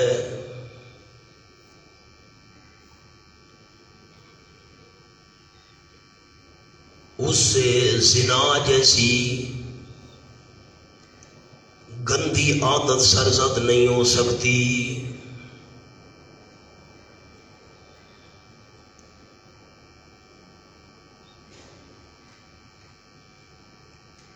مولانا منیب مقام حل ہو گیا ہے.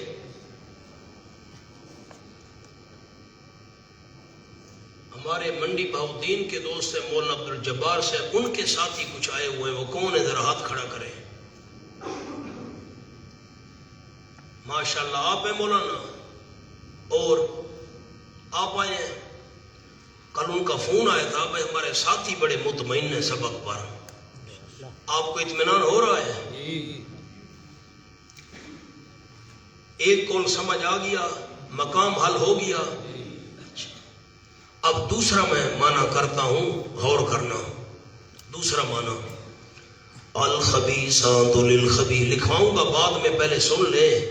الخبیثات للخبیثین، گندی عورتیں لائق ہیں گندے مردوں کے. اب کیا معنی، عورتوں والا معنی کر رہا ہوں. گندی عورتیں لائق ہیں گندے مردوں کے، والخبیثون، گندے مرد لائق ہیں گندی عورتوں کے. والطیبات، پاکیزہ عورتیں لائق ہیں پاکیزہ مردوں کے. والطیبون للطیبات، پاکیزہ مرد لائق ہیں پاکیزہ عورتوں کے. کیا مطلب؟ جو عورت گندی ہے اس کو گندے کے ساتھ فٹ کرو، جو گندا مرد ہے اس کو گندی عورت کے نکاح میں دو، جو پاکیزہ عورت ہے پاکیزہ بندے کے نکاح میں دو، پاکیزہ مرد کو پاکیزہ عورت کے نکاح میں دو. گندا کس کے لائق ہے؟ گندی عورت کے. اور پاک عورت کس کے لائق ہے؟ پاک مرد کے. دوسرا قول لکھیں جی، نمبر 2. گندی عورتیں لائق ہیں گندے مردوں کے. اشارہ آپ کو لکھوا دیا، آگے آپ خود مانا کر لیں گے کہ نہیں کر لیں گے؟ کیسے کر لیں گے؟ آپ کریں، لکھیں نہیں، کریں مانا. مانا ایک ایک لفظ تو نہیں لکھوایا جا سکتا نا. گندی عورتیں، اب جو کرے گا نا اللہ اسے پڑھانے کی توفیق دے. گندی عورتیں گندے مرد. والخبیثون للخبیثات کا معنی گندے مرد لائق ہیں گندی عورتوں کے. والطیبات، اور پاک عورتیں لائق ہیں پاک مردوں کے. والطیبون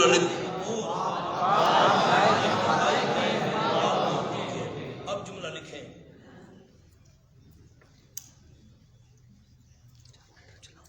حضرت عائشہ جیسی طیبہ سے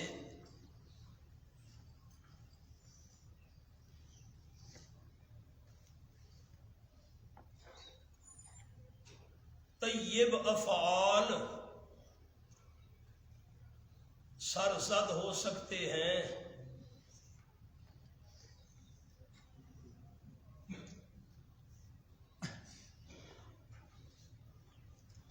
اسی طرح صفوان سے بھی رضی اللہ عنہ.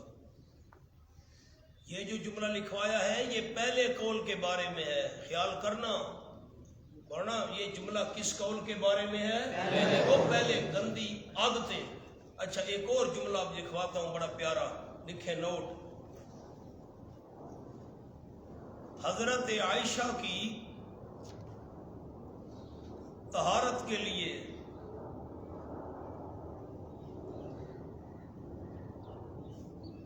نبی صلی اللہ علیہ وسلم کی عصمت کو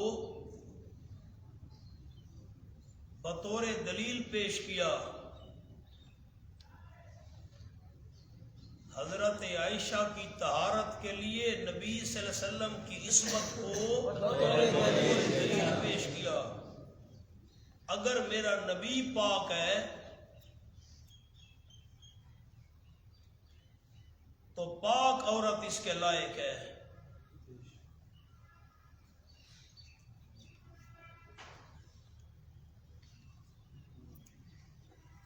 مولانا منیب بیان کرنے والا جملہ ہے، اللہ توفیق دے ساتھی سنانا عوام کو.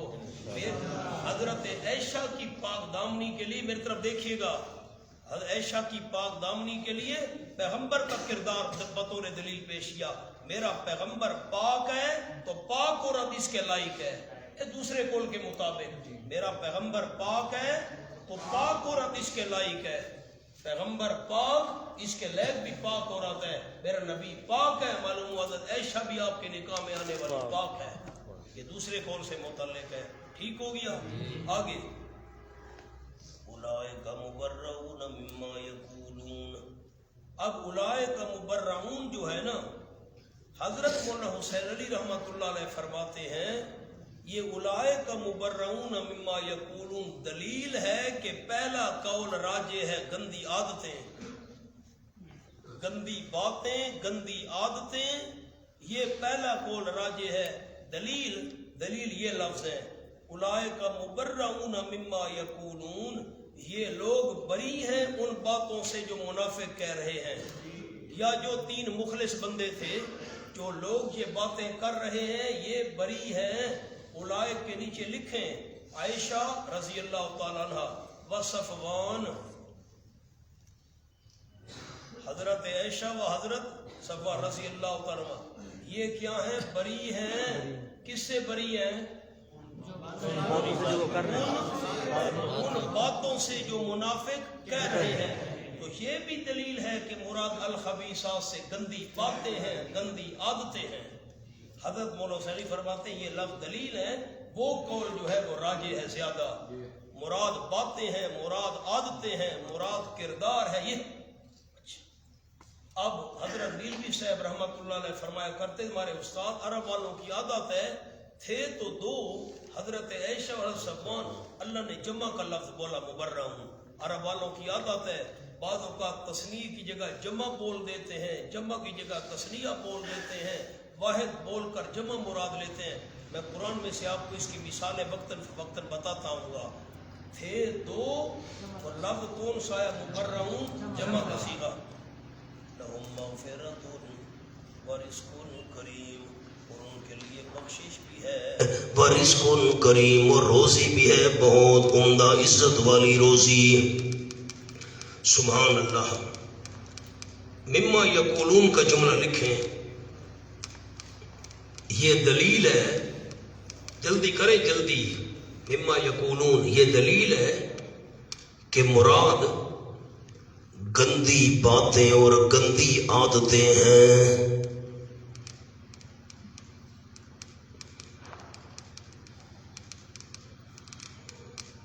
از مولانا حسین علی رحمت اللہ علیہ یہ لوگ بری ہیں، بیزار ہیں، مما یقولون ان باتوں سے جو یہ لوگ کہہ رہے ہیں.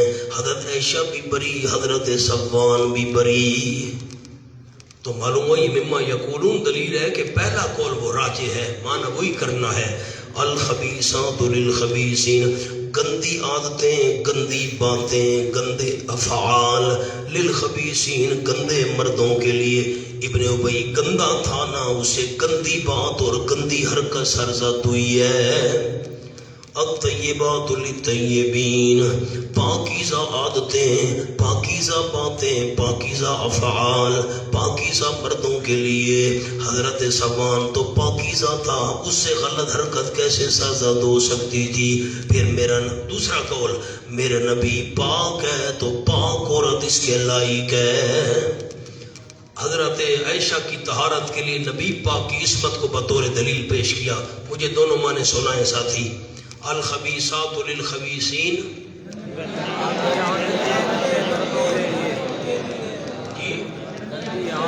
گندی عادتیں، گندی باتیں، گندے کام، جو بھی معنی کرو ایک ہی مطلب ہے۔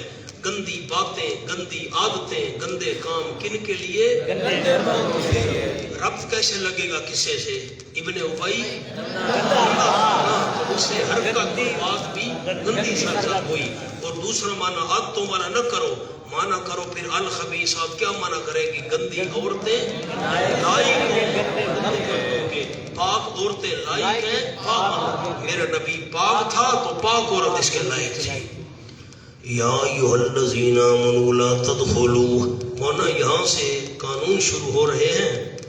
قانون یا ایھا الذین آمنوا سے، اس کے نیچے عنوان لکھ لیں سامنے حاشیے پر، ذکر آداب و قوانین للمؤمنین، تاکہ مومن آئندہ زنا کی تہمت سے بچ جائیں۔